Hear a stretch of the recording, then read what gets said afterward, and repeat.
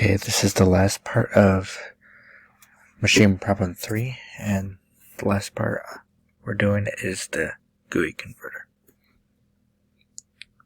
So what we have to do, we have to convert between miles, kilometers, and then this Celsius and Fahrenheit, and pounds and kilometers, or kilograms.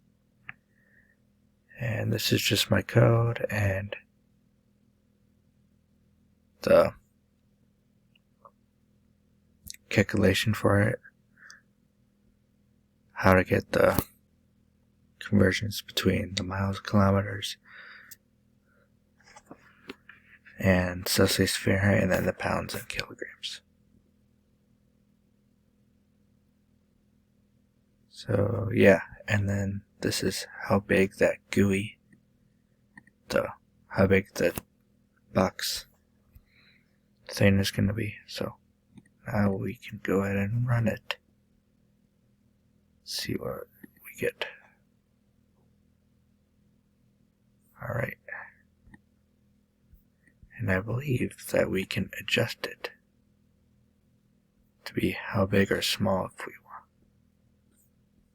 So let's just put sample numbers in here.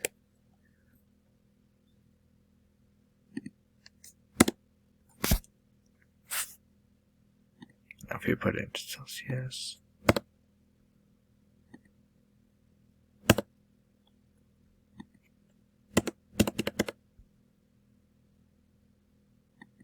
and yeah.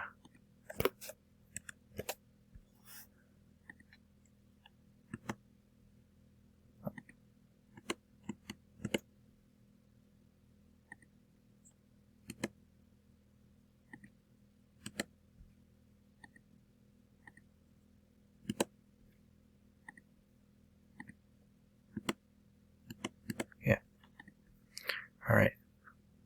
Yeah, that's basically it.